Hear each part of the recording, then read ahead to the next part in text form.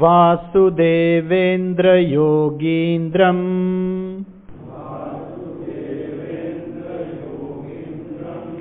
નત્વા જ્ઞાનપ્રદમ ગુરુમ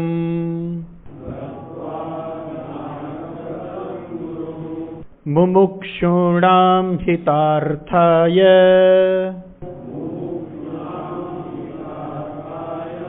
તત્વબોધોભિધીયતે.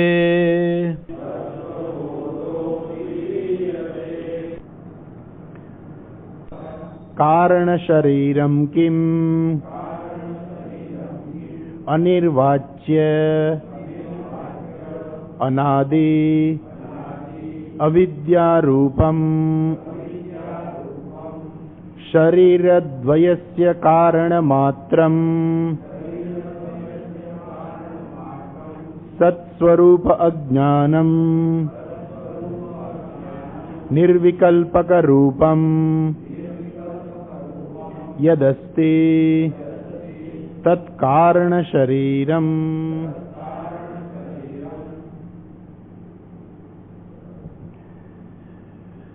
ગઈકાલે આપણે જોતા હતા કારણ શરીરમ કિમ. આ કારણ શરીર શું છે? કારણ શરીર એટલે ખરેખર કોઈ શરીર છે નહીં, છતાં પણ એને શરીર કેમ કહે છે? તો કે બે શરીરનું કારણ હોવાને કારણે એને કારણ શરીર કહે છે. સ્થૂળ શરીર અને સૂક્ષ્મ શરીર, આ બંને શરીરોનું કારણ હોવાને કારણે એ અવિદ્યાને કારણ શરીર કહે છે. કે છે અનિર્વાચ્ય અનાદિ અવિદ્યા રૂપમ શરીર દ્વયસ્ય કારણ માત્રમ સત્સ્વરૂપ અજ્ઞાનમ. જે બંને શરીરોનું કારણ છે અને સત્સ્વરૂપ અજ્ઞાનમ, સત્સ્વરૂપનું અજ્ઞાન છે. ગઈકાલે આપણે જોયું કે અજ્ઞાન ક્યાંથી આવ્યું એ ખબર નથી ક્યાંથી આવ્યું. ગઈકાલે આપણે જોયું ને પેલા 10 બાળકોની વાર્તા જોઈ, આપણે ફરવા ગયા, 10મો ખોવાઈ ગયો. હવે એના મનમાં એવું થઈ ગયું કે 10મો ખોવાઈ ગયો. હવે જયારે એને ખબર પડી કે હું જ 10મો છું, ત્યારે એને પ્રશ્ન થયો કે મને કેમ ખબર નહોતી કે હું 10મો છું? તો કે ભાઈ તને અજ્ઞાન હતું એટલે. પણ તો કે અજ્ઞાન આવ્યું ક્યાંથી? જો હું જ 10મો હતો તો મને કેમ ખબર ના પડી કે હું? તો કે અજ્ઞાન ક્યાંથી આવ્યું એ કોઈ પ્રશ્ન જ નથી. એ તો ક્યાંથી આવ્યું એ ખબર નથી, પણ અજ્ઞાન હતું એ હકીકત છે. એવું નહોતું કે તે આ બાજુ જોયું ને અજ્ઞાન આવ્યું, ઉપર જોયું ને અજ્ઞાન આવ્યું. એવું નથી કે આંખ બંધ કરી એટલે અજ્ઞાન આવ્યું, એવું કઈ નહોતું. આંખો ખુલ્લી જતી, એને ખબર જ હતી કે હું 10મો જ છું. એને ખબર નહોતી, ખબર હતી નહીં, એ ખરેખર 10મો હતો, પણ એને ખબર નથી કે હું 10મો છું. તો એ જ્ઞાન છે. કેવી રીતે ઉત્પન્ન થયું? ક્યાંથી આવ્યું? અનિર્વાચ્ય અનાદિ.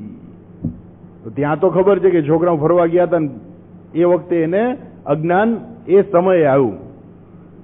સમય નથી, પણ ખરેખર અજ્ઞાન ક્યાંથી આવ્યું એ ખબર જ નથી. કેવી રીતે ઉત્પન્ન થયું એ ખબર નથી. પણ આપણા તો અનેક જન્મો પસાર થઈ ગયા. આ જન્મનું કારણ શું છે? તો કે આગલા જન્મમાં અજ્ઞાન હતું એટલે કર્મો કર્યા હતા, એટલે એ કર્મના ફળ ભોગવવા માટે આ જન્મ છે. એટલે ગયા જન્મમાં અજ્ઞાન હતું એટલે આ જન્મ થયો. પણ ગયો જન્મ હતો એની પહેલાનો જન્મ કેમ થયો? તો કે ત્યાં પણ અજ્ઞાન હતું એટલે એના પછી જન્મ થયો. તો આમ કરતા કરતા કરતા કરતા આ અજ્ઞાન ક્યાંથી શરૂઆત થયું? પહેલો જન્મ કયો? અનાદિ. અજ્ઞાન કેવું છે? અનાદિ છે. જેવી રીતે પેલી સાયકલની રિંગ હોય ને, એમાં આરા હોય, એમાં પહેલો આરો કોને ગણવો? પહેલો આરો તમે કોઈને નક્કી ના કહી શકો કે આને જ પહેલો કેવો. તો આ કેવું છે? અનાદિ છે. આ જન્મ મરણ કેવા છે? અનાદિ. ક્યાંથી શરૂઆત થઈ ખબર નથી. પરંતુ પાછું શું છે? આ અજ્ઞાનનો એક વખત નાશ થાય છે. જેવું જ્ઞાન પ્રાપ્ત થયું, અજ્ઞાનનો નાશ થયો. વિચારમ ન સહતે. આ માયા શું છે? વિચારને સહન ના કરી શકે. ગઈકાલે પેલું જોયું કે અજાણ્યો માણસ તો બધી મજા કરી લીધી એને, બધા પાસેથી કોઈ પાસેથી સાડી લીધી, કોઈ પાસેથી આમ કર્યું, શાંતિથી એને સરસ મજાનું ભોજન લઈ લીધું. પણ જયારે વિચાર કર્યો કે આ માણસ કોણ છે, તરત જ એ માણસ જતો રહ્યો. એમ આ અવિદ્યા પણ શું છે? વિચારમ ન સહતે. જો અવિદ્યા ઉપર વિચાર કરવામાં આવે કે અવિદ્યા છે શું, તો અવિદ્યા જતી રહે તરત જ. એ જે માણસ જ્ઞાન પ્રાપ્તિનો પુરુષાર્થ કરે એટલે પછી અજ્ઞાન જતું રહે, પછી અજ્ઞાન રહે નહીં. એટલે આ જે અજ્ઞાન જે છે એ અનાદિ છે, પરંતુ અંતવાન છે. જો અનાદિ અનંત હોય તો ગઈકાલે આપણે જોયું કે બે વસ્તુ સત્ય બની જાય. એક તો આત્મા અને એક અજ્ઞાન, અવિદ્યા, માયા. આ બે વસ્તુ સત્ય બની જાય. બે વસ્તુ સત્ય નથી. એક માત્ર બ્રહ્મ એકમ સત, બ્રહ્મ એકમાત્ર સત સ્વરૂપ છે, બીજું કોઈ સત્ય છે જ નહીં. તો આને શું કહીએ? સ્વકાલે સત્યવદ ભાતિ. જે સ્વકાલે લાગે છે કે ના ના ખરેખર સાચું હોય એવું લાગે, બસ એ તો પેલા હતું નહીં પછી રહેવાનું છે નહીં. એટલે આ જગત તો ખરેખર કેવું છે? પેલા હતું નહીં પછી રહેવાનું નથી. આ તો બધું શું છે? મિથ્યા છે. એમ માયા પણ કેવી છે? એ પણ મિથ્યા છે. જાદુગરની માયા કેવી છે? મિથ્યા છે. એ તો ખાલી બતાવે ત્યાં સુધી આપણે એમ લાગે કે જાદુગર આમ આમ કરે તો રૂપિયાની નોટો નીકળે, પણ જાદુગર ગમે ત્યારે આમ આમ કરે તો ન નીકળે. એને પહેલેથી એની ટ્રીક હોય, એ ટ્રીક આપણને ખબર ના પડે એટલે આપણે એને શું કહીએ? એને જાદુગર કહીએ. તો ઘણા જાદુગરો વિશે સાંભળ્યું છે. એક જાદુગરે તો આખી આખી ટ્રેન ગુમ કરી દીધી, એક જાદુગરે આખું પ્લેન ગુમ કરી દીધું. આ બધી જાદુગરી છે. પણ એ કેમ થયું? અમેરિકાનું પેલું લિબર્ટી સ્ટેચ્યુ છે એને પણ ગુમ કરી દીધું. બધાએ જોયું કે આહા સ્ટેચ્યુ ગુમ થઈ ગયું. ત્યાં સ્પેશિયલ અમેરિકા સરકારની એને મંજૂરી લીધી, કેમ કે જાદુ કરવું છે. ગવર્મેન્ટ એને મંજૂરી આપી સ્પેશિયલ, અને એણે જાહેરમાં આવો જાદુ કર્યો. અમેરિકાનું જે લિબર્ટી સ્ટેચ્યુ છે એની ઉપર એક પડદો રાખ્યો, અને જેવો પડદો નીચે કર્યો સ્ટેચ્યુ ગુમ. બધાની હાજરીમાં બધાની નરી આંખે જોયે છે કે આ લિબર્ટીનું સ્ટેચ્યુ છે જ નહીં. અને પછી ફરી પાછો પડદો બંધ કર્યો, ફરી ખોલ્યો તો પાછું સ્ટેચ્યુ ત્યાં જ હતું. તો એ જાદુ છે. પણ જો ખરેખર ગુમ થઈ ગયું હોય તો પાછું ના આવે. આ તો શું છે? જાદુગરની માયાજાળ. એમ અહીંયા પણ એવું જ છે. આ ઈશ્વરની માયા છે. જાદુગર ઈશ્વર છે અને એની આ બધી માયાજાળ છે. તો આપણે જોઈએ એટલે આપણને સત લાગે, સાચી લાગે, એ ખરેખર કંઈ છે નહીં. તો અવિદ્યા અજ્ઞાન રૂપમ નિર્વિકલ્પક રૂપમ યદ અસ્તિ તત્ કારણ શરીરમ. એ અવિદ્યાને જ અહીંયા કારણ શરીર કહે છે. કેમ કે અવિદ્યા અજ્ઞાન છે, એને કારણે માણસમાં કર્તૃત્વ છે, ભોક્તૃત્વ છે. કરતા એટલે હું કર્મ કરું છું, ભોગતા એટલે હું બધું ભોગવું છું. આ કર્તૃત્વ ભોક્તૃત્વ છે એટલે કર્મો છે. કર્મને કારણે કર્મનું બંધન છે, એને કારણે જન્મ છે. સૂક્ષ્મ શરીર પણ એને કારણે જ છે, સ્થૂળ શરીર પણ એને જ કારણે છે. એટલે કહે છે શરીર દ્વયસ્ય કારણમ યદસ્તિ તત્ કારણ શરીરમ. અચ્છા, એટલે ખરેખર કારણ શરીર ખરેખર છે નહીં, પણ છતાં એને કારણ શરીર કહેવાય છે. અચ્છા, હવે પ્રશ્ન એ છે કે પેલી જાગ્રત અવસ્થાની વાત કરી હતી, અવસ્થા ત્રય સાક્ષી. આત્મા તો કેવો છે? તો કે છે સ્થૂલ સૂક્ષ્મ કારણ શરીરાત વ્યતિરિક્ત. આત્મા એનાથી જુદો છે. અવસ્થા ત્રય સાક્ષી. અવસ્થા ત્રય એટલે ત્રણ પ્રકારની અવસ્થા છે. એ ત્રણેય અવસ્થાનો આત્મા સાક્ષી છે.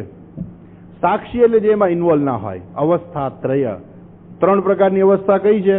એટલે એ તરત જ પ્રશ્ન પૂછે છે. જો આપણે પ્રશ્ન જોઈએ. અવસ્થાત્રયમ કિમ જાગ્રત સ્વપ્ન સુષુપ્ત્યવસ્થા જાગ્રદવસ્થા કા શ્રોત્રાદિ જ્ઞાનેન્દ્રિયૈઃ શબ્દાદિ વિષયૈઃ ચ જ્ઞાયતે ઇતિ યત સા જાગ્રદવસ્થા સ્થૂલ શરીરાભિમાની આત્મા વિશ્વઃ ઇતિ ઉચ્યતે. આ અવસ્થાત્રય કિમ, તો કે આ અવસ્થાત્રય છે, તો આ અવસ્થાત્રય શું છે? આ ત્રણ અવસ્થા કઈ પ્રકારની છે? તો કે જે જાગ્રત, સ્વપ્ન, સુષુપ્તિ અવસ્થા. જાગ્રત, સ્વપ્ન અને સુષુપ્તિ આ ત્રણ પ્રકારની અવસ્થાઓ છે. તો પહેલા પ્રશ્ન કે છે કે જાગ્રત અવસ્થા કા, આ જાગ્રત અવસ્થા કોને કહેવાય? આ ત્રણેય અવસ્થાઓની, જાગ્રત, સ્વપ્ન અને સુષુપ્તિ, આ ત્રણેય અવસ્થાની ચર્ચા એ માંડુક્ય ઉપનિષદની અંદર આવે છે. ત્યાં કે છે યદ્ભૂતમ યચ્ચ ભવ્યમ યચ્ચ કાલાતીતમ તદપી ઓમકારઃ એવ. સર્વમ ખલુ ઇદમ બ્રહ્મ, જે કંઈ છે બધું શું છે? બ્રહ્મ છે.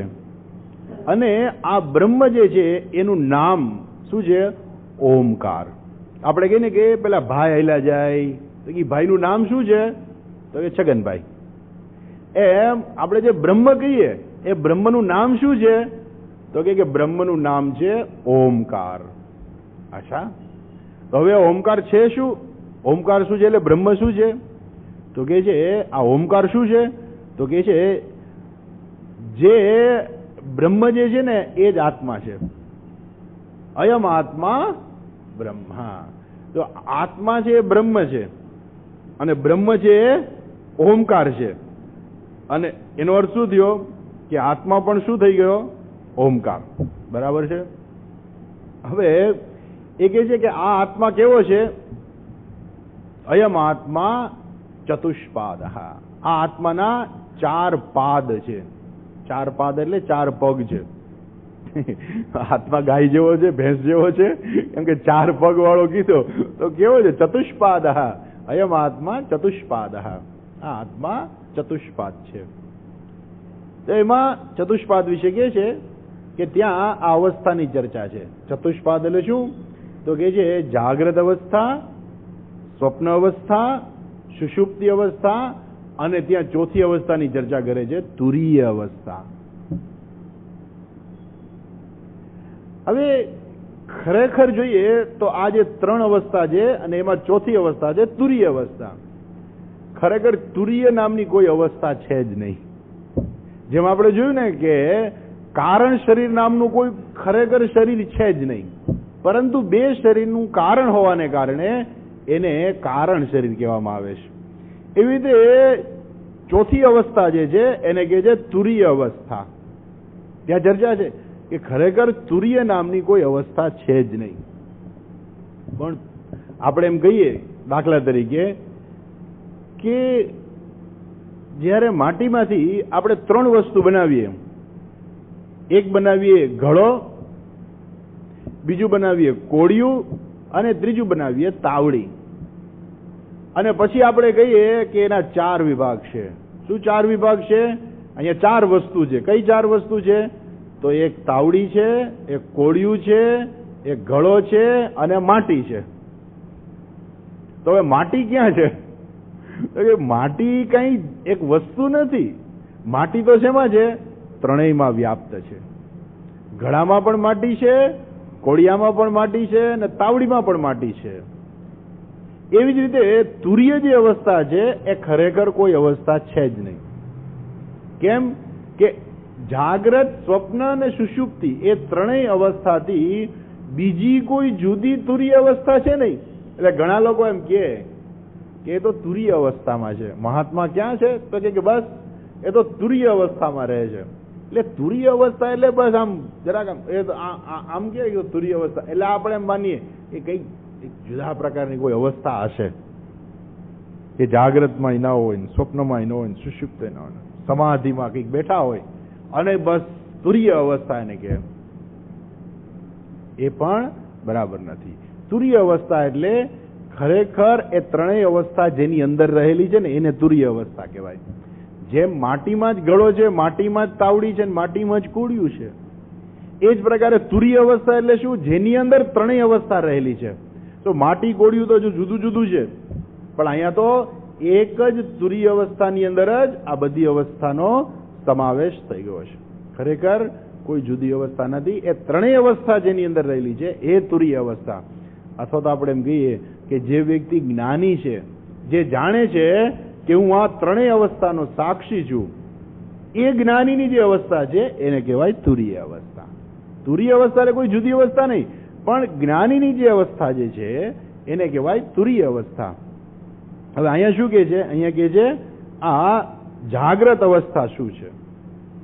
તો કહે છે શ્રોત્રાદિ જ્ઞાનેન્દ્રિયૈ શબ્દાદિ વિષયૈ ચ જ્ઞાયતે ઇતિ યત સા જાગ્રત અવસ્થા. જે શ્રોત્રાદિ જ્ઞાનેન્દ્રિયૈ, આદિ એટલે વગેરે, શ્રોત્ર, શ્રોત્ર એટલે આપણું કાન. તો કાન છે એ આપણી શ્રોત્રેન્દ્રિય છે, સાંભળવા માટેની ઇન્દ્રિય છે. આદિ એટલે બીજી પાંચે પાંચ આવી ગઈ. પછી શ્રોત્ર વગેરે જ્ઞાનેન્દ્રિયો અને કર્મેન્દ્રિયો, શબ્દાદિ વિષયૈ, શબ્દ વગેરે વિષયો દ્વારા જ્ઞાયતે. તો આ જાગ્રત અવસ્થા કેવી છે? તો કે આપણે જયારે જાગીએ છીએ, ખરેખર શું છે? જ્યારે અહીંયા આગળ પણ આવશે, આગળ કહે છે, શું કહે છે? સ્થૂલ શરીરાભિમાની આત્મા. જ્યારે આત્માને આ સ્થૂળ શરીરની સાથે તાદાત્મ્ય થાય ત્યારે પોતાની જાતને શરીર માને છે. અને એ બધું શું કરે છે? ઇન્દ્રિયો વડે બધું જાણે છે. શબ્દ વગેરે, શબ્દાદિ વિષયૈ જ્ઞાયતે, શબ્દ વડે જે જાણે છે. જાગ્રત અવસ્થા શ્રોત્રાદિ જ્ઞાનેન્દ્રિયૈ, અને શ્રોત્ર વગેરે જ્ઞાનેન્દ્રિયો વડે જે જાણવામાં આવે છે એને કહેવાય છે જાગ્રત અવસ્થા. આમ જોઈએ ને તો જાગ્રત અવસ્થા એક એવી અવસ્થા છે કે જેમાં માણસને સંપૂર્ણ જ્ઞાન છે. સંપૂર્ણ વ્યક્તિની અભિવ્યક્તિ જેને કહી ને એ સંપૂર્ણ જાગ્રત અવસ્થામાં છે. બધી અવસ્થામાં એ આત્માની સંપૂર્ણપણે અભિવ્યક્તિ નથી, જીવની અભિવ્યક્તિ નથી. જાગ્રત અવસ્થામાં એની પૂરેપૂરી અભિવ્યક્તિ છે. બધું જ એને ખબર છે. એ શું કરે છે? એ બધું પોતાની ઇન્દ્રિયો વડે બધું જ્ઞાન પ્રાપ્ત કરે છે. શબ્દ, સ્પર્શ, રૂપ, રસ, ગંધ વગેરે બધું જ્ઞાન પ્રાપ્ત કરે છે. અને કર્મેન્દ્રિયો વડે કર્મ પણ કરે છે. એ જાગ્રત અવસ્થા છે. ખરેખર તો આ કોઈ એવું છે જ નહીં. આત્મા કેવો છે? આત્મા તો એનાથી જુદો છે. એ શું કહે છે? યત ન ઉદેતિ નાસ્તમ યેતિ, યેષા ચિતિઃ વૃદ્ધિમ ન યાતિ ક્ષયમ ન યાતિ સર્વમ વિભાતિ સર્વમ ભાસયતિ. જે ખરેખર તો વૃદ્ધિમ ન યાતિ, યત ન ઉદેતિ ન અસ્તમ યેતિ, જેનો ક્યારેય ઉદય નથી થતો. આત્મા કેવો છે કે જેનો ક્યારેય ઉદય નથી થતો. આપણે સવારે ઉઠીએ ત્યારે જાણે કે આપણું જાગ્રત અવસ્થા સાથે તાદાત્મ્ય થાય, એ જાગ્રત અવસ્થાનો ઉદય થયો આપણે એમ કહીએ. આત્માનો કોઈ ઉદય નથી થતો. આત્માનો ક્યારેય અસ્ત નથી થતો. જેવી રીતે સૂર્ય સવાર પડે એટલે એનો ઉદય થાય એટલે એ પ્રકાશ થઈ જાય, અને રાત્રે અસ્ત થઈ જાય તો અંધારું થઈ જાય. તો આપણે એનો જે સૂર્યનું ન હોવાપણું છે આપણે અનુભવી શકીએ છીએ કે સૂર્ય ના હોય તો ચારે તરફ અંધારું થઈ જાય. ભલે ને સૂર્ય ખરેખર રહેલો જ છે, પણ પૃથ્વી ફરે છે, આપણને સૂર્ય દેખાતો નથી, એટલે આપણે જાણે એમ માનીએ કે સૂર્યનો અસ્ત થઈ ગયો, અંધારું થઈ ગયું ચારે તરફ. આત્માનો ક્યારેય ઉદય નથી થતો. અથવા તો આપણે કોઈ માણસ મરે એટલે આપણે એમ કહીએ કે બસ હવે તો એ માણસ મરી ગયો. એનો ઉદય પણ નથી થતો, એનો અસ્ત પણ નથી થતો. યત ન ઉદેતિ યત ન અસ્તમ યેતિ, જેનો ક્યારેય અસ્ત પણ નથી થતો. વૃદ્ધિમ ન યાતિ ક્ષયમ ન યાતિ. આપણે સ્થૂળ શરીર વખતે જોયું હતું, એનું શું થાય છે? એની વૃદ્ધિ થાય છે. પેલું બાળક નાનકડું હોય પછી મોટું થાય, યુવાન બને, અને પછી વૃદ્ધ થાય, ક્ષયમ. વૃદ્ધિમ ન યાતિ ક્ષયમ ન યાતિ. આત્મા મોટો નથી થતો ક્યારેય, અમુક લોકો એવું કહે કે માણસ જેવડો હોય ને એવડો આત્મા માણસનો હોય, હાથી જેવડો હોય ને એવડો આત્મા હાથીનો હોય. તો હાથીનો આત્મા કેવડો મોટો થઈ જાય, અને કીડી જેવડી હોય એવો કીડીનો આત્મા એવડો નાનકડો હોય. તો પછી બેક્ટેરિયાનો આત્મા કેવડો હોય? એવું નથી. તો આત્મા નાનો મોટો થઈ જાય. આત્મા નાનો મોટો નથી, આત્મા છે એવડો જ છે, એનામાં કઈ જગ્યા જ નથી. નાના મોટાનો પ્રશ્ન ત્યારે થાય કે કંઈક બીજી વસ્તુ હોય તો નાના મોટાનો પ્રશ્ન થાય. નાનો મોટો નથી. અને એનો ક્યારેય વિકાસ પણ નથી થતો કે હવે આત્માનો થોડોક વિકાસ થયો. આત્માનો ક્યારેય વિકાસ નથી થતો. વૃદ્ધિમ ન યાતિ ક્ષયમ ન યાતિ. એ વૃદ્ધિ પણ નથી થતી, એની ક્ષયમ ન યાતિ. સ્વયં વિભાતિ. આત્માને પ્રકાશિત થવા માટે કોઈ ઉપર આધાર નથી રાખવો પડતો. આખી સૃષ્ટિની દરેક વસ્તુ એવી છે કે જેને પ્રકાશિત થવા માટે કોઈક ઉપર આધાર રાખવો પડે છે. આખી સૃષ્ટિમાં તમે કોઈ પણ વસ્તુ લઈ લો, એને પ્રકાશિત થવા માટે બીજા ઉપર આધારિત છે. આપણે ટેબલ કહીએ, ટેબલ કોના ઉપર આધારિત છે રાખે છે? ટેબલ લાકડા ઉપર આધાર રાખે છે. લાકડું કોની ઉપર આધાર છે? વૃક્ષ ઉપર આધારિત છે. વૃક્ષ કોની ઉપર આધારિત છે? છોડ ઉપર આધારિત છે. છોડ કોની ઉપર આધારિત છે? બીજ ઉપર આધારિત છે. તો એક વસ્તુ બીજી ઉપર આધારિત જ છે. કોઈ વસ્તુ પોતે પોતાની રીતે સ્વયં છે જ નહીં. કોઈ વસ્તુ દુનિયાની છે નહીં. આખી પૃથ્વી તમે લો, પૃથ્વી પણ કોના ઉપર આધારિત છે? સૂર્ય ઉપર. સૂર્ય પણ કોના ઉપર આધારિત છે? સૂર્યમાળા ઉપર. સૂર્યમાળા કોની ઉપર આધારિત છે? ગેલેક્સી ઉપર. ગેલેક્સી પણ કોની ઉપર આધારિત છે? આખા બ્રહ્માંડ ઉપર. તો દરેક વસ્તુ કોઈક ઉપર આધાર રાખે છે. કોઈ પોતાની રીતે સ્વયં છે જ નહીં. આત્મા એક જ કેવો છે? સ્વયં વિભાતિ. જે સ્વયં પોતે પોતાની રીતે જ પ્રકાશિત છે, એને કોઈ ઉપર આધાર રાખવો નથી પડતો. અને એટલા માટે જ આપણે કહીએ કે આત્માનું ક્યારેય મરણ છે જ નહીં. ન જાયતે મ્રિયતે વા કદાચિત નાયમ ભૂત્વા ભવિતા વા ન ભૂયઃ અજો નિત્ય શાશ્વતોયમ પુરાણઃ ન હન્યતે હન્યમાને શરીરે. ભલે શરીર હણાઈ જાય, હું કોઈથી મરવાનો જ નથી. મરે તો કોણ? શરીર મરે છે. હું ક્યારેય મરતો નથી. તો એવો જે આત્મા જે છે સર્વમ ભાસયતી.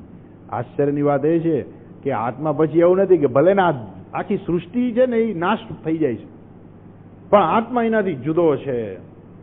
સર્વમ ભાસયતી ન તદ ભાસયતે સૂર્યઃ ન શશાંકો ન પાવકઃ યદ્ગત્વા ન નિવર્તન્તે તદ્ધામ પરમમ મમ. ભગવાન કહે છે મારું પરમધામ છે. ન તદ ભાસયતે સૂર્યઃ. સર્વમ ભાસયતી. જેને કારણે બધું ભાષિત થાય છે, આખી સૃષ્ટિ જેની ઉપર આધાર રાખે છે, એ આત્મા છે. બરાબર છે? એટલે આ બધી અવસ્થા કેવી છે?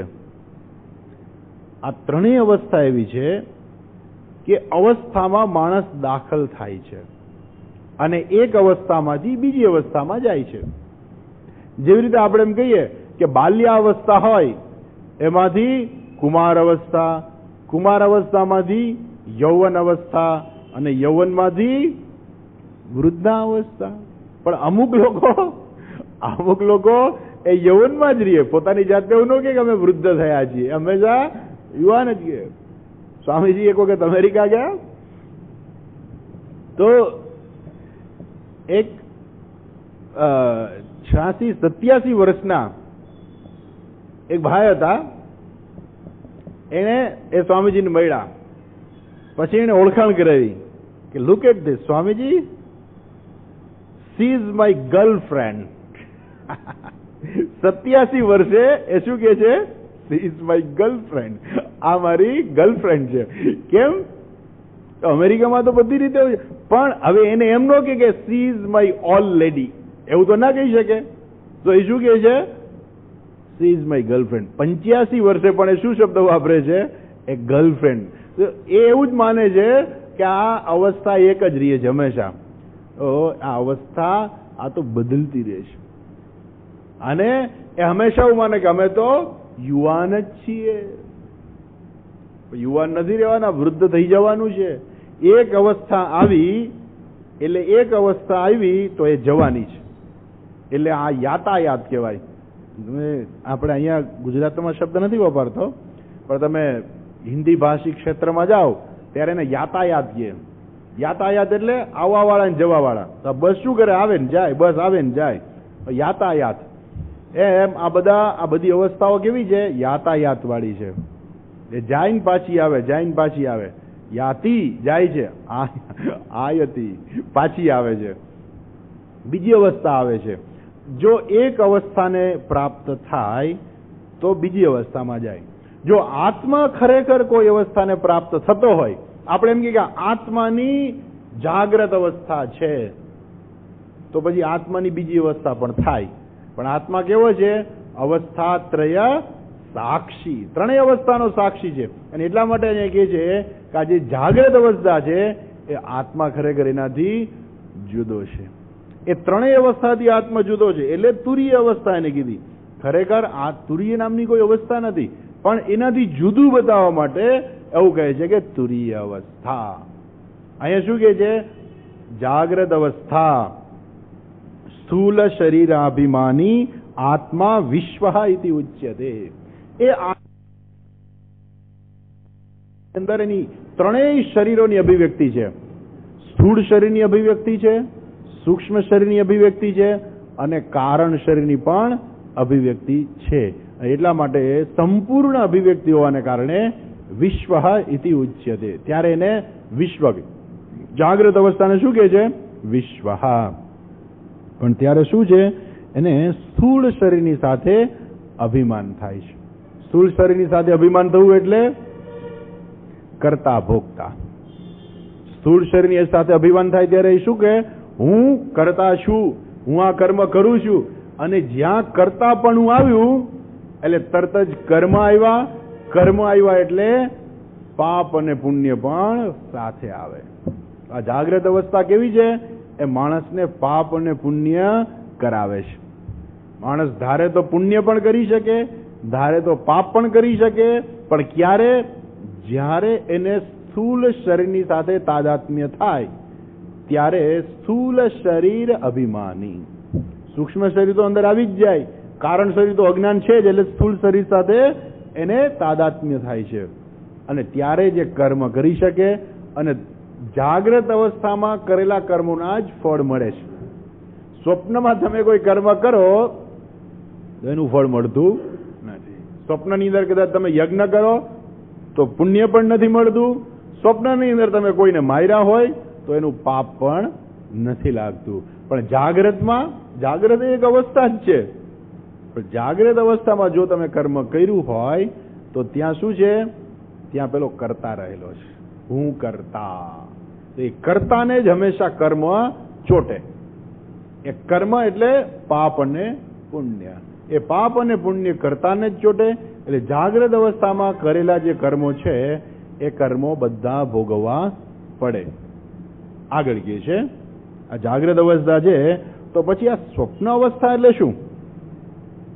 તો કહે છે સ્વપ્ન અવસ્થા કેતી ચેત જાગ્રત અવસ્થાયામ યદ દ્રષ્ટમ યદ શ્રુતમ તજ્જનિત વાસનયા નિદ્રા સમયે યઃ પ્રપંચઃ પ્રતીયતે सा स्वप्नावस्था सूक्ष्म शरीराभिमानी आत्मा तैजसः इति उच्यते. સ્વપ્ન અવસ્થા કેતી ચેત. જો હવે તમે પૂછતા હો કે સ્વપ્ન અવસ્થા કઈ કહેવાય, તો કે સાંભળો. જાગ્રત અવસ્થાયામ યત દ્રષ્ટમ યત શ્રુતમ. જાગ્રત અવસ્થાયામ એટલે જાગ્રત અવસ્થામાં યત દ્રષ્ટમ જે જોયું હોય, યત શ્રુતમ જે સાંભળ્યું હોય, તજ્જનિત વાસનયા એના દ્વારા જે કઈ વાસના ઉત્પન્ન થાય છે નિદ્રા સમયે, એ નિદ્રા સમયે યહ પ્રપંચ પ્રતીયતે, નિદ્રા સમયે એનો જે પ્રપંચ જે છે એ અનુભવાય છે, સા સ્વપ્નાવસ્થા, એ સ્વપ્નાવસ્થા છે. સૂક્ષ્મ શરીર અભિમાની આત્મા, એ સૂક્ષ્મ શરીરની સાથે આત્માનું તાદાત્મ્ય હોય છે, એને કહેવાય છે તૈજસઃ ઇતિ ઉચ્યતે, એને તૈજસઃ એવું કહેવામાં આવે છે. જો જાગ્રત અવસ્થામાં શું થાય છે? જાગ્રત અવસ્થાની અંદર આપણે કંઈક ને કંઈક અનુભવ કરીએ છીએ. એમાં આપણું ભગવાને આપેલું મન એવું છે કે મન એકી સાથે ઘણી જગ્યાએ જતું હોય. આપણા મનના ગમા પણ હોય, અણગમા પણ હોય. એટલે જાગ્રત અવસ્થા દરમિયાન આપણે જે જોયું હોય, જે કંઈ સાંભળ્યું હોય, જે કંઈ અનુભવ કર્યા હોય, અને એના વિશે મનમાં એક છાપ પડે સીધી. તો આમાં મનમાં છાપ અનેક પ્રકારની પડે છે. એક તો તમે જે કંઈ જોયું હોય, જે કંઈ સાંભળ્યું હોય, એની સીધી છાપ પડી જાય. પછી બીજું કે તમારી પોતાની કંઈક એમાં ઈચ્છા રહેલી હોય, એટલે જુદી છાપ પડે. તમારે એમાં તમારા ગમા હોય તો જુદી છાપ પડે, એમાં તમારો અણગમો હોય તો જુદી છાપ પડે. તમારે ગમા અણગમા કરતા ઘણી વખત એવું બને કે તમારા મનની અંદર અમુક પ્રકારની આપણે એમ કહીએ ને કે જે આપણે એમ કહીએ કે આપણે કંઈ કરી જ ના શકીએ એવી પરિસ્થિતિ હોય, હેલ્પલેસનેસ. તો અમુક પરિસ્થિતિ એવી આવે કે જેની અંદર આપણે ગમતું હોય, ન ગમતું હોય, જે કંઈ હોય, પણ આપણે કાંઈ ન કરી શકીએ. તો એ પ્રકારની પરિસ્થિતિ આવે ત્યારે કંઈક જુદા પ્રકારની છાપ પડે. પછી આપણા સંસ્કારો પ્રમાણે પાછી આપણી જુદા પ્રકારની છાપ હોય. આપણા પૂર્વજન્મના સંસ્કારો પણ આમાં કામ લાગતા હોય, ભૂતકાળના કરેલા કર્મો પણ ભેગા કામ લાગતા હોય. તો આ બધું એક મિશ્રણ થાય. જાગ્રત અવસ્થામાં યદ શ્રુતમ યદ દ્રષ્ટમ, જે કંઈ સાંભળ્યું હોય કે જે કંઈ જોયું હોય એની સીધી અસર આપણા મન ઉપર પડે છે. અને એ સમયે આપણે કંઈક કરવા ઈચ્છીએ છીએ, બોલવા ઈચ્છીએ છીએ, પણ આપણે કરી નથી શકતા. અને આ બધું છે ને મનમાં ભેગું થાય. પડોશીએ બે શબ્દો કીધા હોય પણ એ સમયે બોલી ના શકાય કે આપણે એને શું કહેવું. કેમ કે આપણા કરતા વધારે ઝઘડાખોરી છે અને દર વખતે આવીને આપણે કંઈક કહી જાય. હવે આપણે એને જો કહેવા જશું તો એ મોટો ઝઘડો કરશે. ભૂલ એની છે, છતાંય આપણે એની સાંભળવી પડે વાત.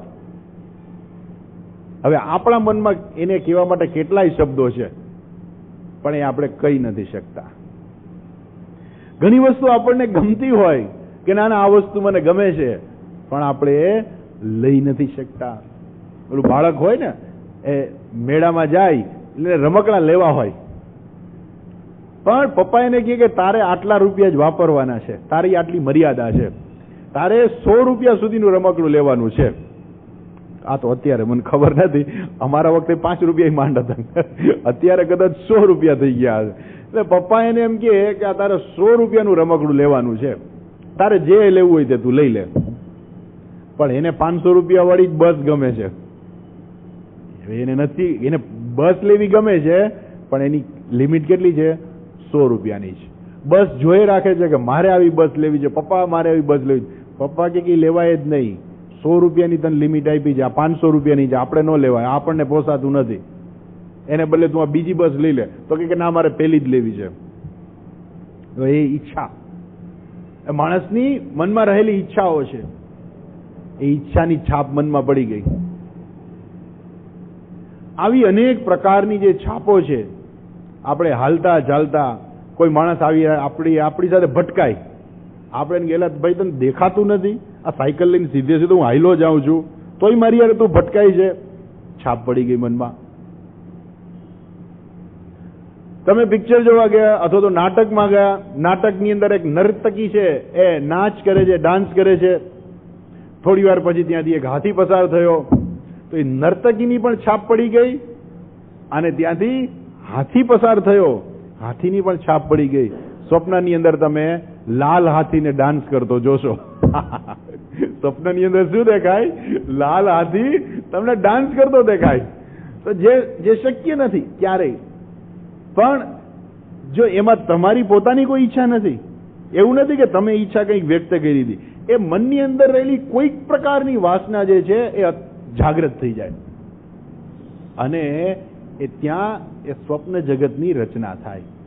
તો જો સ્વપ્ન જગતની રચનાની અંદર મુખ્યત્વે શું છે, તો કે જાગ્રત અવસ્થાની અંદર આપણે જે કંઈ અનુભવો કરેલા છે, આપણી જે કંઈ ઈચ્છાઓ જે છે એ બધાનું મિશ્રણ થાય, અને પછી ત્યાં એ મન એક પ્રકારની સૃષ્ટિ આખી ઉત્પન્ન કરે છે. સંકલ્પ માત્રથી એ પ્રકારની સૃષ્ટિ ઉત્પન્ન થઈ જાય છે, અને એ જે અનુભવાય છે એ છે સ્વપ્ન અવસ્થા. તો સ્વપ્નની અંદર તમે કદાચ સિંગડાવાળું સસલું જોશો, સ્વપ્નની અંદર સિંગડાવાળું સસલું દેખાશે, જાગ્રતમાં નહીં દેખાય. ખરેખર છે નહીં, પણ રોજ સાંભળે રાખે કે સસલાના સિંગડા, સસલાના સિંગડા, એટલે સ્વપ્નની અંદર સિંગડાવાળું સસલું તમને કદાચ દેખાશે. તો ત્યાં કોઈ પ્રકારનો કંટ્રોલ નથી, મન ઉપર કોઈ કાબુ નથી, બુદ્ધિ ઉપર કોઈ કાબુ નથી. એ જેવો સંકલ્પ થાય એ માણસ વિચાર કરે કે સિંહ, એટલે સિંહ તરત જ ત્યાં આવી જાય. એ વિચાર કરે વૃક્ષ, એટલે ત્યાં વૃક્ષ, જંગલ એટલે જંગલ, એક ક્ષણની અંદર બધું ઉત્પન્ન થઈ જાય. શું કામે થાય ખબર છે? અંતે તો આ જીવ છે ઈશ્વરનું જ સ્વરૂપ છે ને. જેમ ઈશ્વર છે આખી સૃષ્ટિ રચના કરે છે, તો એ જીવમાં પણ તાકાત છે રચના કરવાની. એ જીવ શું કરે છે? સ્વપ્નની અંદર પોતાની સૃષ્ટિ રચે છે. ઈશ્વર છે એ જાગ્રતની સૃષ્ટિની રચના કરે છે, જીવ છે એ સ્વપ્નની અંદર સૃષ્ટિની રચના કરે છે, અને જેવો વિચાર કરે એવી વસ્તુ ત્યાં ઉત્પન્ન થાય છે. અને પછી એ જીવ જે છે એ ત્યાં ભોગવે છે. એ ત્યાં શું છે ખબર છે? માત્ર ભોગતા છે. એ જીવ ત્યાં માત્ર ભોગતા છે, ત્યાં કરતા નથી. ત્યાં કોઈ કર્મ જે કરી નથી શકતો એ જીવ, અને કોઈ કર્મ કરે તો એનું કોઈ ફળ નથી.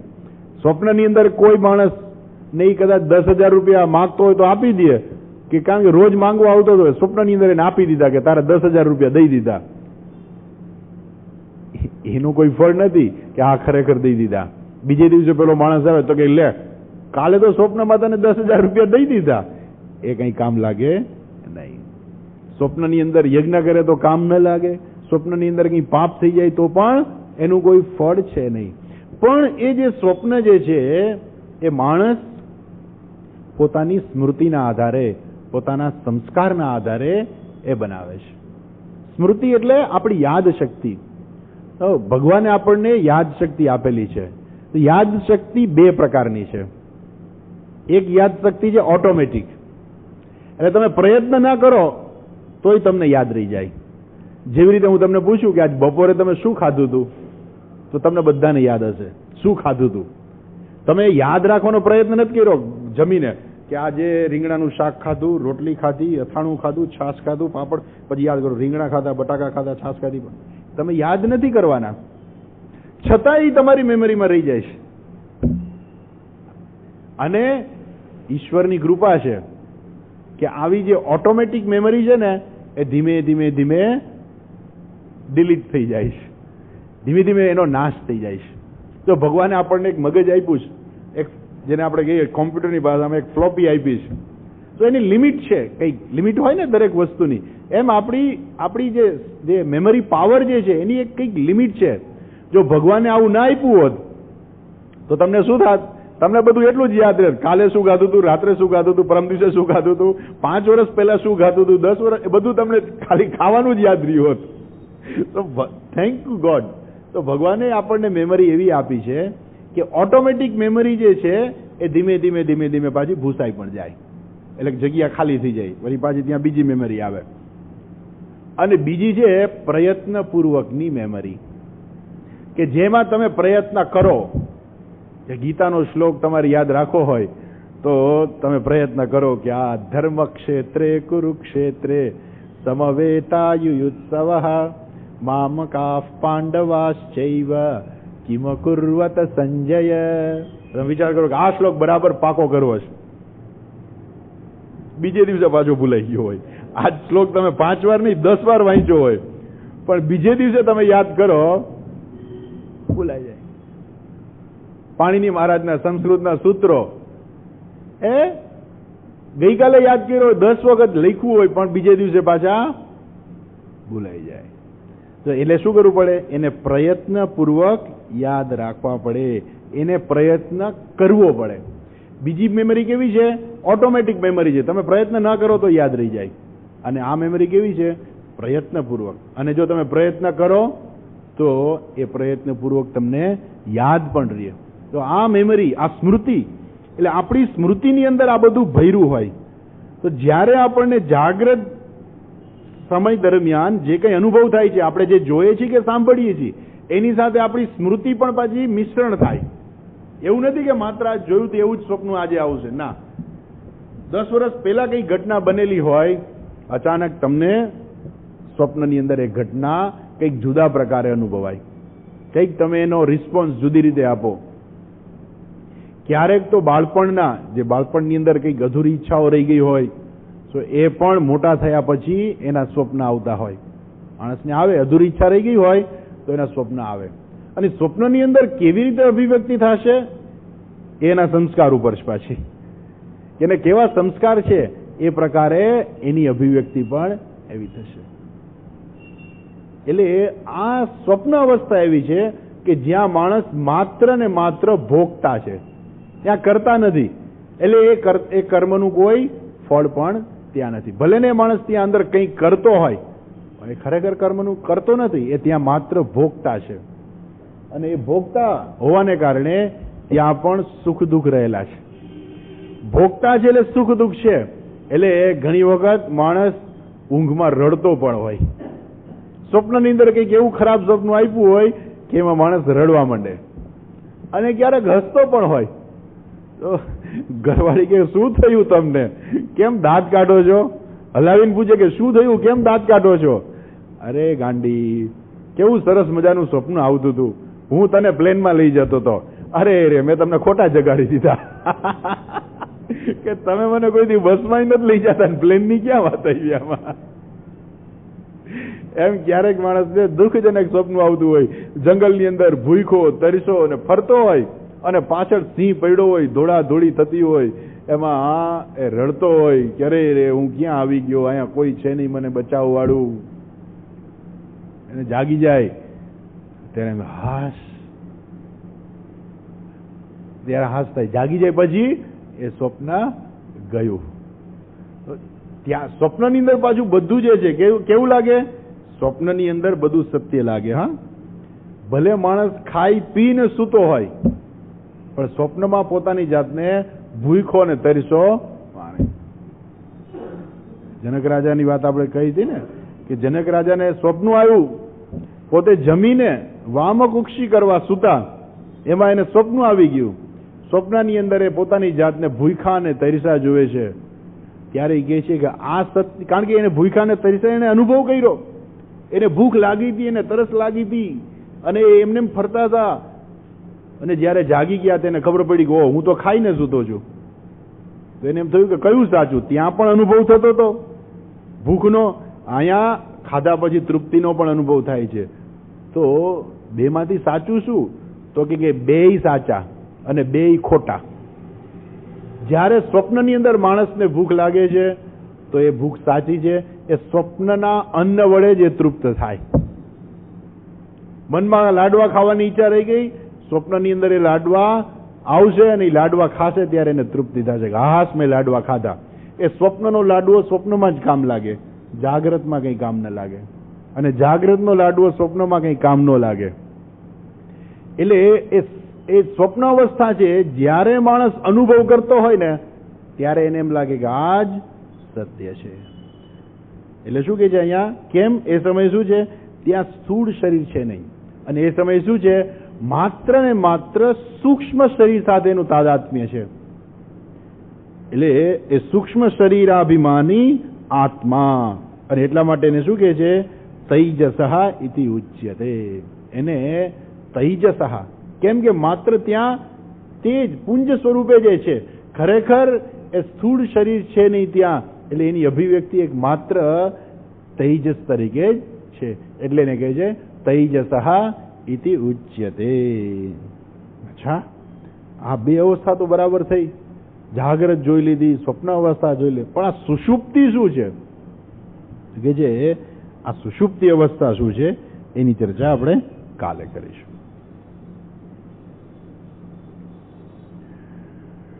ઓમ પૂર્ણમદઃ પૂર્ણમિદં પૂર્ણાત પૂર્ણમુદચ્યતે પૂર્ણસ્ય પૂર્ણમાદાય પૂર્ણમેવાવશિષ્યતે. ઓમ શાંતિ શાંતિ શાંતિ. હરિઃ ઓમ શ્રી ગુરુભ્યો નમઃ. હરિઃ ઓમ.